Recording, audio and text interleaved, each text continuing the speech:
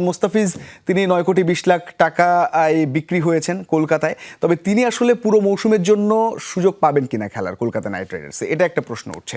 কারণ এপ্রিলে ঘরের মাঠে নিউজিল্যান্ডের বিপক্ষে 3 ম্যাচের ওয়ানডে ও টি20 সিরিজ থাকায় সেই সময় তাকে ফিরতে হবে দেশে, এমন শর্তে এনওসি নাকি দিয়েছে বিসিবি। সাবেক পেসার ও বর্তমান কোচ নাজমুল হোসেন সহ সংশ্লিষ্টরা বলছেন ফিজকে পুরো সিজন খেলার ছাড়পত্র দেওয়া উচিত বিসিবির।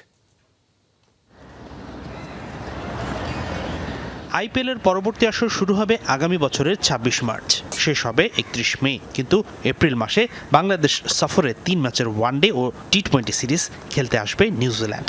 ব্ল্যাক ক্যাপদের বিপক্ষে অন্তত ওয়ানডে সিরিজ খেলতে ফিরতে হবে ফিজকে, নিশ্চিত করেছেন ক্রিকেট অপারেশনস চেয়ারম্যান।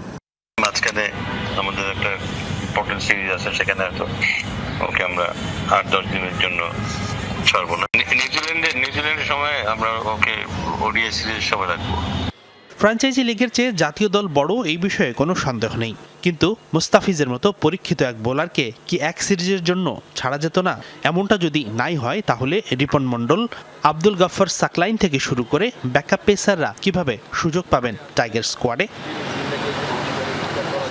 যেখানে অস্ট্রেলিয়া, ইংল্যান্ড, দক্ষিণ আফ্রিকা, নিউজিল্যান্ডের মতো পরাশক্তিরা তাদের ক্রিকেটারদের ছাড়ছে আইপিএলের জন্য, সেখানে বারবার বিসিবির এমন সিদ্ধান্তে বাংলাদেশি ক্রিকেটারদের উপর আস্থা হারিয়ে ফেলেছে আইপিএল ফ্র্যাঞ্চাইজিগুলো। তাই তো ফিজকে পুরো আইপিএলের সিজন খেলার ছাড়পত্র দেওয়ার পক্ষে সংশ্লিষ্টরা।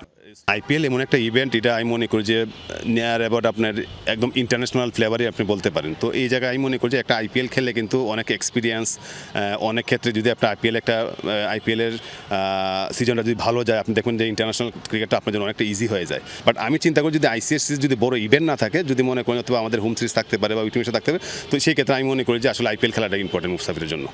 মুস্তাফিজের পেছনে 9 কোটি 20 লাখ রুপি খরচ করলেও 18 কোটি রুপিতে লঙ্কান পেসার পাথিরানাকেও দলে নিয়েছে কলকাতা। ভারতীয় এক্সপার্টরা বলছেন ডেথ ওভারে প্রথম পছন্দ হয়তো পাথিরানাই, সে কারণেই কেকেআর এত বেশি অর্থ বিনিয়োগ করতে পারে তার পেছনে। তবে বাস্তবতা বলছে ভিন্ন কথা। ইনজুরি সমস্যা আর ফর্মহীনতায় জাতীয় দলে জায়গাটা এখন নড়বড়ে পাথিরানার। তাই তো ফিজ হওয়া উচিত কলকাতার নাম্বার 1 পেসার, বলছেন নাজমুল হোসেন। পাতিরানা আমি মুস্তাফিজকে অনেক উপরে রাখবো, বিকজ অফ আপনি যদি ইন্টারন্যাশনাল দেখেন, আপনি দেখবেন পাতিরানা কিন্তু শ্রীলঙ্কা টিমে ইন অ্যান্ড আউট, আর মুস্তাফিজ হচ্ছে আমাদের ক্রিকেট, আমাদের মানে ন্যাশনাল টিম বোলিংয়ের মূল স্তম্ভ বলতে পারেন মুস্তাফিজ। তো এই জায়গায় আমি যদি মুস্তাফিজে 18 কোটি টাকা মুস্তাফিজ কিনে আমি আরও বেশি খুশি হতাম।